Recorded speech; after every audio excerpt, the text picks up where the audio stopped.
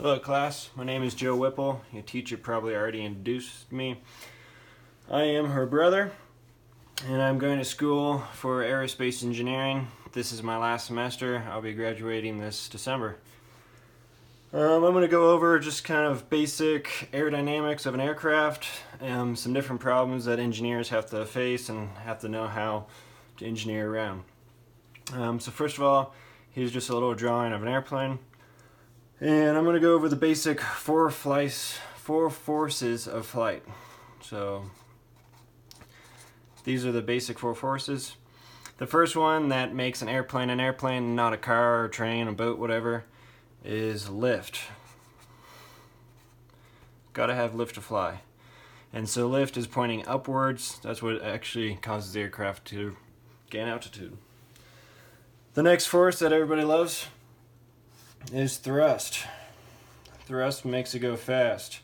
Airplanes are known for going fast. Go anywhere from 5, 10, 20 miles per 20 times the speed of a car.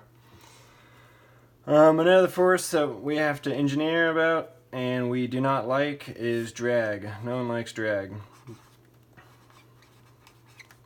And then gravity. So gravity is weight, that is the force.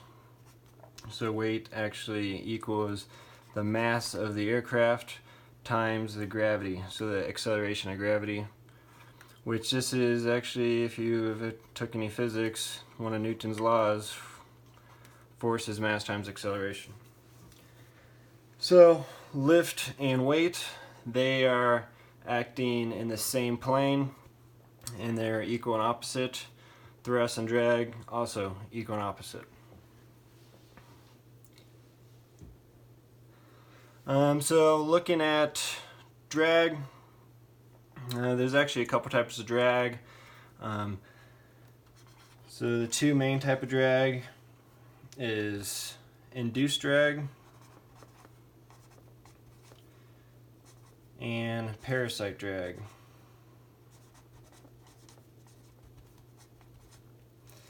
So these are your two different types of drag. Induced drag is pretty large at the beginning, but it the faster you go, the more the drag decreases up until you get to transonic speeds, and then that goes up again.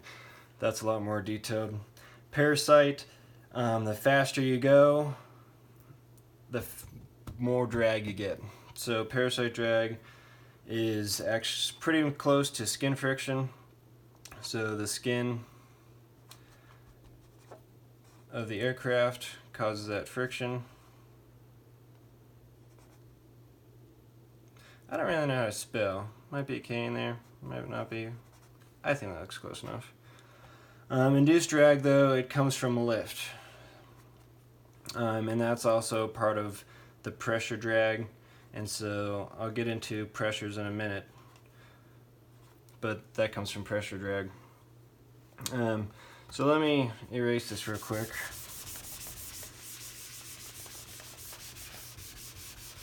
And I'm going to draw a little airfoil. Which airfoil is just a fancy word for the two-dimensional, image of the wing. So this is kind of your basic wing shape right here. So air goes this way. And usually this is a basic wing, curved up on the top, more straight on the bottom. And so actually how you get lift is when the air comes and hits the wing, the air has to travel this way. Because this curve is a little bit longer of a surface area to go across versus the air just simply going along here, the air has to speed up. So you have an increased velocity down here. This velocity is about the same. Now what you get though with an increased velocity is a decreased pressure. So decreased pressure. So you have a low pressure here, and then you have a high pressure here. Where we call it a high pressure, Technically it's atmospheric pressure. It's just high in comparison relative to the low pressure. So pressure is force divided by area. So this wing right here, this airfoil along the whole wing, you have a certain area. So if you take that area, and let me rewrite this, you multiply the area across over here, so then you get force equals P times A. So the area of the wing times the pressure, which if you do the pressure at the top versus the pressure at the bottom, you get the total force. So the change in force, the difference of force, equals the change of pressure, which is pressure at the top subtracted from the pressure at the bottom, times by the area. And then that gives you lift. So the difference in pressure, this is the sign for difference, difference in pressure gives you lift. Okay, so that's pretty important right there. I'm going to draw another little diagram, and I'm going to go into lift and induced drag and stuff like that.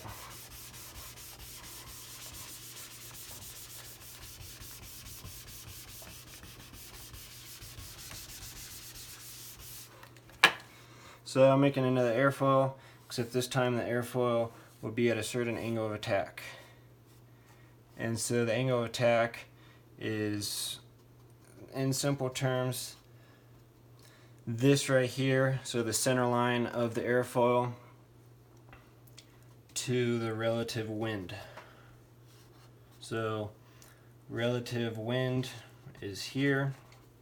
Usually that's pretty horizontal with the ground, but sometimes if you have a accelerating up or accelerating down, this can change degrees a little bit, and so it's not going to be truly whatever the angle of the ground is. So maybe the ground level might be here. The true angle of attack is this angle right here. So this is your angle of attack, is that right there. When you have an angle of attack, lift is not going to be straight up anymore. The previous drawing we had lift up, gravity down. Lift is actually going to be back at an angle, and gravity is going to be down. So this is lift here, and then this is your weight. Okay, but we run into a problem. This lift now is not completely equal with the weight because we have an extra component. And so how you break it down, the actual lift that equals the weight is going to be this component. And so whatever the angle of attack is, say it's 20 degrees, this is also going to be the 20 degrees off. And then right here, this is lift, and this right here is drag. And so this is an induced drag, the drag you actually get from the lift. So the higher the angle of attack is, the more drag you get. So that is induced drag. There's also something called pressure drag, where, let me kind of erase this a little bit. When the air flows, I'll erase this a little more too. Again, when the air flows, it's going to flow pretty nicely underneath, out the back. The air here is going to flow up and around. But at a certain point, if your angle of attack is too steep, this air, it can't stay connected with this surface because you get a real low pressure zone here. So with that low pressure, what is the exact term? I'm forgetting the exact term of kind of the tendency for the air to stick to the skin. Pressure layer? No, I forget what it's called. That's beside the point, that's a little too advanced. But so the air starts to get turbulent because it can't do anything. So it's kind of like, think of in a river or something. When the water is going pretty fast in the river, say there's a big rock in the river. What happens? You get all the white water, all the turbulent behind the rock. And so all this turbulent is a difference in pressure, And so you had a nice low pressure here. That looks like now. You had a low pressure here and a high pressure here. But it gets to a certain point where it can't stick to the wing, and then this high pressure that's outside, because everywhere is a high pressure, that wants to come in. And so you get the high pressure and the low pressure mixing together, and you get a bunch of drag. Which, if your angle of attack is steep enough, and it starts to split off up here, that's when you get a stall. So you get less low pressure and the high pressure is the same, so you get less force, and therefore the plane will stall. The only way to fix a stall is to fix that angle of attack to point nose down to get that air to flow nicely. Another little thing I'll talk about is pretty kind of funny. One problem that we have with engineering, it's kind of the circle of engineering. So you always want lift. Lift makes an airplane fly. But to get more lift, it always causes drag. Like I talked about earlier, you got the induced drag that comes from lift. Okay, so you want lift, you get drag. Oh, that's a pain, we don't want drag. What fixes drag? Thrust. Thrust fixes drag. Thrust is cool, you can make it go fast, but with thrust, it's usually a heavier engine, and then the bigger engine takes more fuel. So the more fuel equals more weight. And then you have more weight on the aircraft, and the aircraft can't haul as much as what you want it to, what you predict the aircraft to haul. So what you need to do if you have more weight is you need more lift. Okay, but if you have more lift, that's more drag, and then more thrust, more fuel, which means more weight, and it's an endless circle of you can't really design your airplane the way you want it designed. So what engineers, what they try to really design and try to tackle is drag and lift. Because we want, drag and weight, my bad. Drag and weight is what we try to tackle, that's what we try to reduce. Because we want lift and we want to go fast. So you want to carry as much as you can, more weapons if it's a military plane, more passengers if it's commercial. And everybody wants to go fast. Commercial, you don't want to take, 8 hours to fly from city to city. You want to fly there in 4 hours or 3 hours.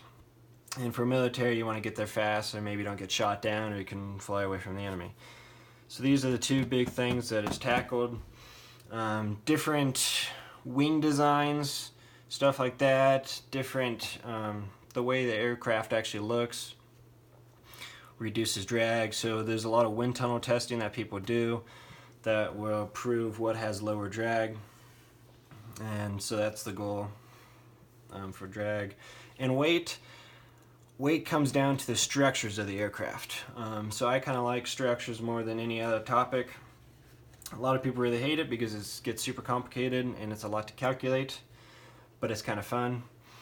So the structures is actually what holds the airplane together, keeps it from falling apart at high speeds, high pressures, all that different thing. So a couple little examples of structures I'm going to talk about. For example, here's going to be another airfoil. Okay, airfoil is here. So the main structures you have is you have spars. So these spars are pretty much I-beams. So there'll be one here, and so these I-beams go around the whole length of the wing. And this one, the front spar, is usually at about 15% chord.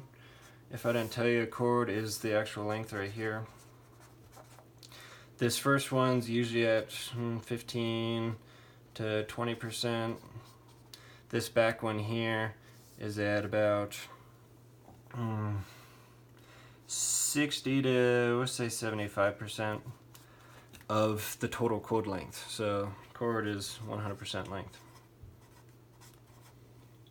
Okay. Now one thing to consider about these lengths is we have where the center of lift is. So the center of lift is usually closer to this front spar. So this front spar is going to take more percentage of the total lift of the total force than the back one will. So for example, this might take a 60% of the lift, so 60, 0.6 times the lift. This one might be 0.4, so 40% times the lift. Now, if you have an airplane, say it's just a small little airplane. Small airplane might only be 3,000 pounds. Okay. The lift of it, you would think would be 3,000 pounds. So the wing has to hold 3,000 pounds. And so being 60%, that's going to be what, 1,800 pounds, something like that, 1,200 pounds, whatever. That was just quick math. That's how much force you think that I-beam holds. No, not exactly, because airplanes maneuver. And so when the airplane, say here's a little airplane, you got a wing, a tail, that airplane wants to dive, and then it pulls up. And so this curvature right here, that curvature has a radius, and that radius has an acceleration. And so when you're going down, the weight of gravity at this point now might be times 3, or it could be 4, stuff like that. So that's called G-force. So that any type of maneuver will have G-force. Usually small airplanes are rated for no more than 2.5, 3 G-forces. Commercial airliners around the same. Military fighter aircraft that are meant for dogfighting, meant for sharp turns, that is actually, they rate up to like 9 Gs, which, say you're 100 pounds, 200 pounds, 9 Gs is 9 times that force you're going to feel on yourself. And so if you eat a big dinner, you might feel fat. Go on a 9G airplane, you're really going to feel fat. Granted, they have different systems to help that, because with such acceleration, all the blood wants to go to your feet. So fighter pilots lose consciousness, so they have something called a G-suit that will actually contract on your legs and everything to keep the blood up in your head. So, basic airplane, we're going to say it has a 3G limit. So that's the max limit that the airplane is going to be able to fly. There's a bunch of diagrams that engineers draw. So you got a VN diagram. It kind of looks like this, where right here, this is going to be 3G, this is 1G of acceleration. This is your max speed. So that's your max speed before your plane could actually handle. And these are at different altitudes. So this is actually a flight envelope. It's kind of more detailed than you need to know. But it's real important in the structures of what the aircraft can handle. And in all engineering, there's something called factor of safety. So they call it the FS, factor of safety. Because there's so many different types of calculations you can do in engineering that sometimes you make a lot of assumptions to, oh, this beam is 12 inches or something, but maybe the measurement was wrong, that isn't 12 inches, maybe it's 11.75 inches. So that quarter-inch measurement that you did and all your calculations are going to propagate, and that might give you a false answer. And so for little errors in engineering like that, it will make your answer wrong. So there's something called a factor of safety. In aviation, they keep it at 1.5, because if it's any bigger, the weight would be too much, that it's too constrained when you're designing the aircraft. So different fields, automotive, stuff like that, structural, special structural, like bridges and houses and stuff, they have a large factor of safety. It might be 3 or 4. Also, if you ever buy a ladder and the ladder says do not exceed 300 pounds, well, that has a factor of safety in it. So that might be a factor of safety of, 1.5 also. So you could probably put 450 pounds on that ladder before it breaks. I don't recommend that, but that's kind of what factor of safety is. So when you multiply these together, you got 3,000, 9,000, then you got that, I think that, in pounds. And so you think, oh, plane only has to be designed to hold 3,000 pounds. No, it has to be designed to hold about 14,000 pounds. And so doing that, you have to design these structures to withstand the bending. So bending, you got your I-beam here. So this is your I-beam, okay? And lift, I'm gonna erase some of these calculations. Here's the center of the aircraft, here's the wing, and you have lift. Lift is actually distributed kind of like this. So that's the lift. This point is fixed, and so this, it wants to bend up. And so you have to make it from bending up. It also has shear forces along the wing, but bending is usually the biggest. And so I-beams are known to be the best structure for resisting bending. And so you have to do that calculation. And the length of the wing, I'll just give you the real quick terminology. So right here, that's the wing. It's really crappy looking. But so here's going to be your I-beam. So these are the spars. And so these spars, they go out. There's one here. Here's the other spar. And then, so the main spars go along the length, and then you have a bunch of ribs. And so ribs are spaced every 10 inches, maybe 6 inches on a small plane. Some big airplanes with 100-foot wingspan, they're spaced every like 2 feet. So you're gonna have all these spars throughout the length. The spars are meant to keep these two. Sorry, did I call spars? These are ribs. If I mentioned that wrong, the ribs are meant to resist the bending, or the twisting, I should say, not the bending. Bending's this way, but the twisting of these main spars. Because without this, those can bend and deform the wing and everything like that. So these are meant to keep the torsion down and the shear flow down. So that's pretty interesting. Another hard thing about structures, so for the fuselage, so here's like the front of the fuselage. So here's the nose of the airplane. You got the pilots here. This is a big airplane. You got the tail in the back. Let me take this away real quick. You got the tail in the back, you got the wings out the side. Okay, so a big jetliner, they fly to high altitudes, 30,000, 40,000 feet. And at those elevations, altitudes, the atmosphere has a lot lower pressure than what you're used to. So inside the cab where all the passengers sit, if you had that low of pressure, there wouldn't be enough oxygen for all the passengers to breathe. And so they had to pressurize the cab of airplanes, mostly commercial airplanes. And now what happens when you pressurize the inside, it turns the fuselage of the plane into a real big balloon that wants to expand. So the plane wants to expand outwards. And sea level, it's about 14.7 psi is about the standard atmospheric pressure in psi. There's different units of pressure. There's actual 1 atmosphere is a pressure. It's a unit. Bar is pressure. Inches of mercury is a common pressure. So sea level is usually about 28 inches of mercury. It's a really weird unit, but that's what a lot of aviation uses. But up at a high altitude, that pressure might be, I don't know, 12 or 10 psi. So you have a 4-5 psi difference.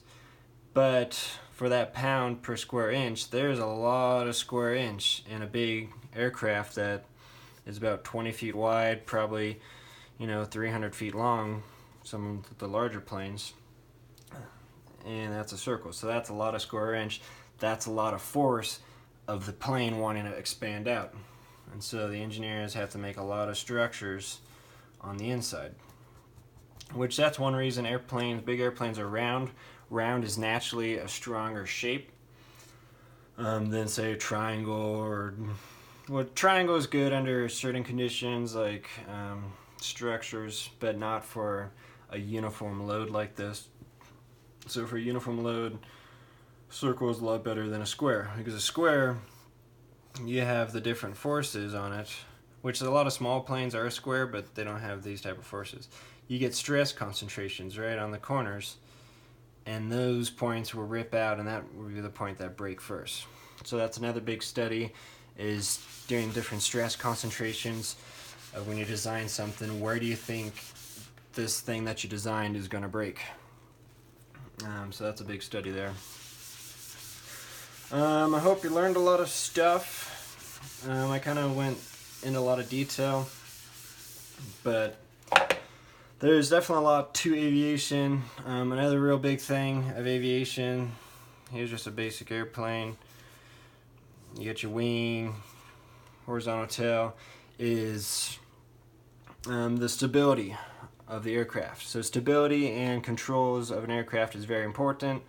The Wright brothers once said, you know, the hardest thing when they were developing their first airplane is actually how to make it stable. Because, you know, a piece of plywood at an angle of attack will get a lift, but it won't be stable. So you have, you know, lifting force here, and then you have your center of gravity, where the center of gravity is, maybe right here. That's going down, but right here's a moment arm, so it's going to want to twist around the center of gravity, but you don't want it to twist this way, so here's another moment arm. You got to have a little bit of lift from the tail to counteract the lift here to make it stable so it doesn't rotate. So there's a lot of things like that about aircraft. Supersonic flight, a lot of military aircraft are supersonic. That is very weird, because now the airfoil, it has to be as skinny as possible, because when you hit a supersonic speeds, you get a shock wave, where when you get a shock wave, the flow can't really flow here. So essentially, right now with zero angle attack, you get zero lift, but just about even a 1 degree angle of attack, you get a difference of pressure. So the difference of pressure would be lower here, and the difference of pressure would be higher here, and so then you still get lift with supersonic aircraft. But there's also a lot of drag, so the shock wave produces a lot of drag. It's very loud, so the thinner the airfoil is, the less drag you get. So if you ever go to a museum and look at any fighter jets, look how skinny the wings are, which they still have to put a lot of structures in the wings. They got to put fuel tanks in the wings, so there's a limit to how small the wing actually can be. And it depends. A lot of fighter jets aren't really meant to go supersonic. Like, yeah, they can, but normal flight, they won't fly supersonic, so it's not a huge issue. So there's just tons of different things with aviation that engineering, it's very difficult, because you have the aerodynamics, and so air is considered a fluid, so all the fluid mechanics of air, it's pretty complicated, all the different structures of air. Airplanes, it gets pretty complicated. So it's real fun. There's a lot of problem solving, and definitely a lot of work. I've had a ton of math classes. So in high school I took Calc 1, Calc 2. When I got to college I took Calculus 3, and I took differential equations and mathematical methods and another math class. And then a bunch of physics, so 3 different physics, and then statics, and then dynamics, and then solids, and structures 1, structures 2, experimental aero 1, aero 2, stability control, controls. Then for my senior project I did actually designed a military aircraft. There's a team of 8 of us that worked together all year designing this airplane. So it's a lot of work, but it's rewarding, it's fun, and they pay a lot of money for it. So, hope you learn.